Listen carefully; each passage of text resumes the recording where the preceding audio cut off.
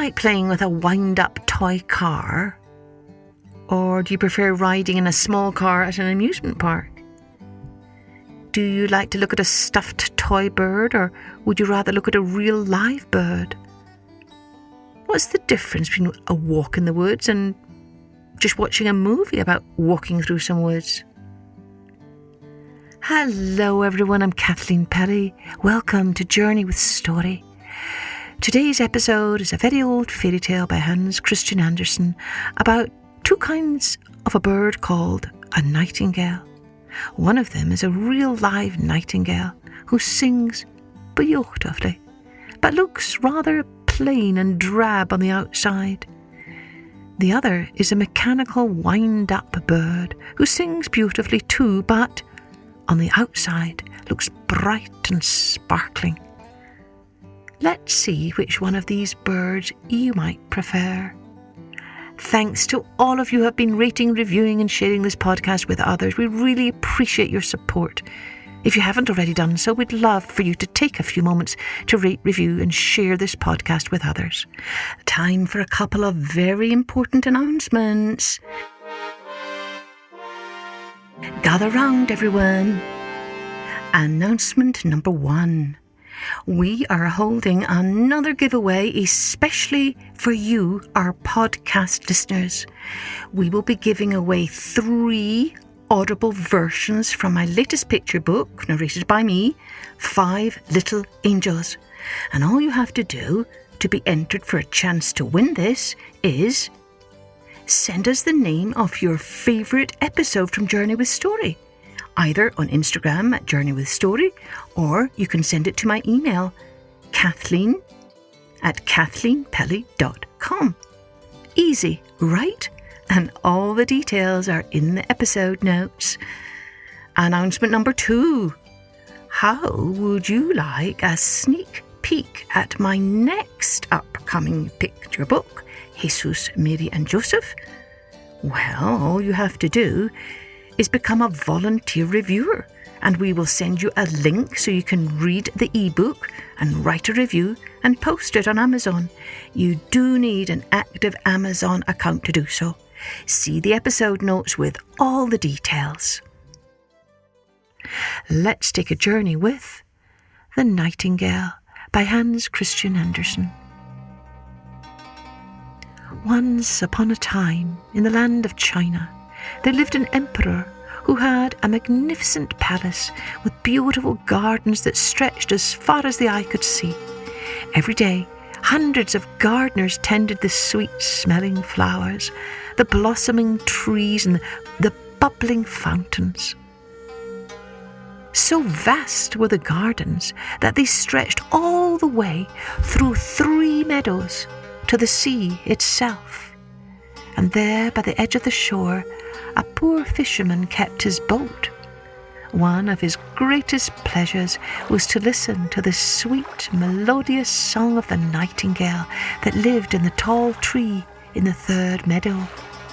Each night, as the poor fisherman listened, the nightingale's song soothed and calmed his spirits, so that the next day he felt uplifted and refreshed and ready to return to his hard work. Many people from far and wide came to the emperor's royal estate to view the gardens and to stay in the magnificent palace. All the guests complimented the emperor about these beautiful surroundings, assuring him that these gardens were truly the most beautiful in all the world. Whenever the guests returned to their homes, they would write a letter to the emperor thanking him for his gracious hospitality. One day a guest wrote, "The most beautiful part of your empire is the song of the nightingale." Now this surprised the emperor because he had never heard the song of the nightingale, for the meadow where the nightingale lived was a long way off from the palace. And indeed, the emperor did not even know there was a bird called a nightingale. So he summoned the royal guards and commanded them to find this bird that sang such beautiful songs. But since the guards never ventured past the palace doors, they also had never heard the song of the nightingale. Just like the emperor, they did not even know there was such a bird, and they had no idea where to start looking for it. A poor maid who was scrubbing the palace floors happened to hear the guards discussing the emperor's command to find this bird called a nightingale, and at once she told them, "Ah, but I have heard the song of the nightingale. Each night when I go to my home in the meadow, I hear it, and it comforts me and makes my heart so happy that I can return the next day to all my hard work here in the palace." The royal guards commanded the maid to lead them to this bird, so off they all went down through many gardens and out to the first meadow. There they heard the cow moo, and they bowed to the ground and said, "We have found the beautiful song of the nightingale." The maid laughed and told them that was only the farmer's cow and not the nightingale. Further along the road which ran through the second meadow, the guards heard another sound they had never heard before. Frogs croaking in the farmer's pond. And again they bowed down to the ground, saying, "We have found the beautiful song of the nightingale." Once more the maid laughed and told them that was only the croaking frogs who lived at the edge of the farmer's pond and not the nightingale. Just before dusk, the poor maid and the royal guards came to the third meadow where the tall tree stood. The maid asked them all to be still and quiet.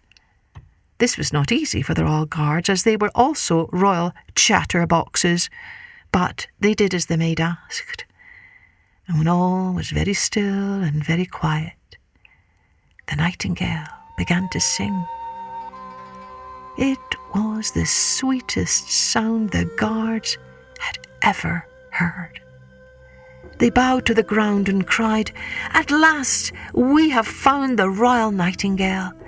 They begged the nightingale to hop down from the tree, and it did, hopping onto the maid's shoulder. The royal guards were surprised and disappointed to see the nightingale's plain appearance. It was just a drab grey bird with some shabby wings. They had expected to see something bright and beautiful, a bird of many colours with feathers as soft as silk. The maid asked, "Nightingale, will you come back to the palace and sing for the emperor?" The nightingale explained that she had never sung in a palace before, and that really her best singing was done in the cool air in an open space, but she would try her best. The nightingale did not want to disappoint the poor maid, and so she went along with the royal guards and the maid all the way through the 3 meadows to the emperor's palace. Back at the palace, the royal guards, the poor maid, and the nightingale greeted the great emperor, who was dressed in his finest silk robes, sitting on his royal throne that sparkled with jewels. Seeing this small, drab bird, the emperor wondered how one so plain could possibly sing so beautifully. But when the nightingale began to sing, the emperor was so touched that huge tears flowed from his eyes and down his cheeks into his great beard. He was overcome with great joy. Never had he heard such a sweet song.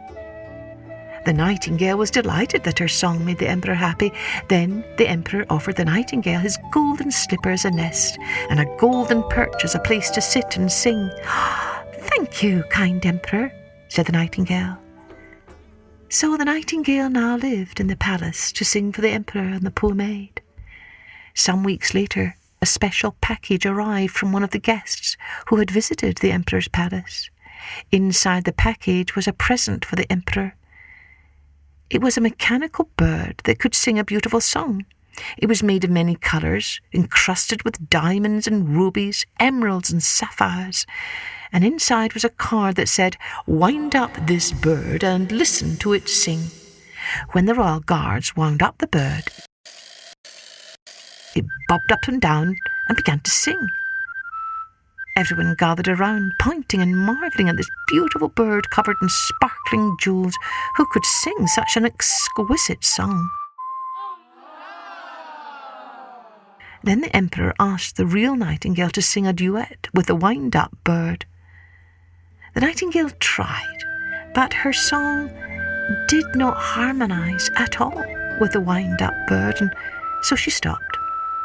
The royal guards and the emperor loved the sound of this mechanical bird. Over and over again they wound it up, listening to its song. They were too busy to notice when the nightingale fluttered her wings and flew off through the window, down the long expanse of the garden, through the 3 meadows and into the top of the tall tree.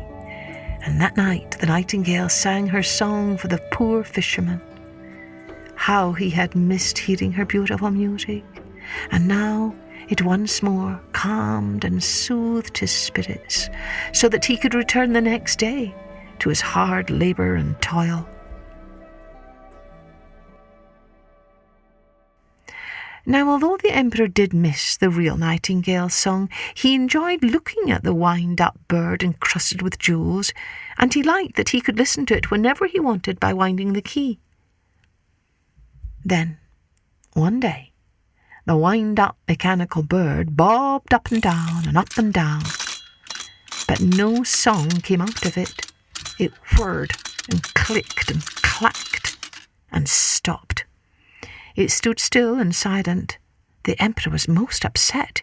He called for the royal repairman to fix the bird, and with a little tip, tip, tap, tapping here and there, the royal repairman was able to fix the bird. But he told the emperor not to play it so often, as that is what had caused the problem. So from then on, the emperor only wound up the mechanical nightingale once a day at bedtime. But now the music was not the same as it once had been, and it made the emperor miss the sound of the real nightingale, whose song had always been so sweet and melodious. Months went by, and one day the emperor fell very sick. He longed to hear some sweet music to soothe his spirits. He wound up the mechanical bird, but the song sounded tinny and unpleasant and brought him no comfort. The poor maid who was cleaning in the emperor's bedroom heard him say how he longed for sweet music as balm for his soul. At once she left the palace and walked to the tall tree in the 3rd meadow. She told the nightingale about the emperor and how his only wish was for music to give him peace and rest. And so the nightingale went back to the palace with the maid, and she sang for the emperor, who was now gravely ill. Each night, for an entire month, the nightingale sang to the emperor, and her sweet song soothed and comforted him, so that he gradually began to feel better and better. The emperor was most grateful to the little grey nightingale, and felt guilty that he had ever been so attracted to the mechanical bird encrusted with jewels. "I shall break that mechanical bird into 1,000 pieces," he said. "Oh, no," said the nightingale. "The mechanical bird is quite beautiful. It simply cannot sing." The emperor asked the nightingale if she would come to live in the palace again and sing to him each night. But the nightingale said, "Oh, no, great emperor, I cannot do that. But I will fly about your kingdom, and each month I will return to you and sing a song of what is happening in your empire. I will sing to you about the rich and the poor, the happy and the sad, the sick and the healthy, so that you will know what is happening outside your palace walls. I will be the little bird that sits on your shoulder and tells you everything." "Ah, everything and anything, anything and everything?" asked the great emperor. "Everything and anything, anything and everything," sang the nightingale. And the nightingale's exquisite melody soothed and comforted the great emperor, bring him peace and rest, so that he could return to his task of ruling his empire. And to this very day, the old emperor is the wisest emperor of all. How do I know? A little grey bird from the 3rd meadow told me so.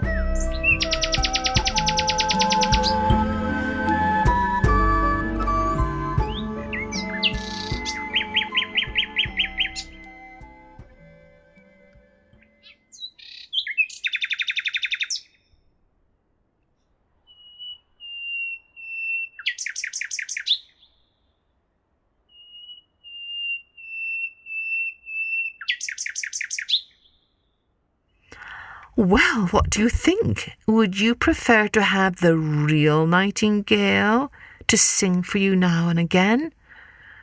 Or would you prefer to have the mechanical nightingale bird that you could wind up and let sing for you every time you wanted it? I wonder, what's the story souvenir?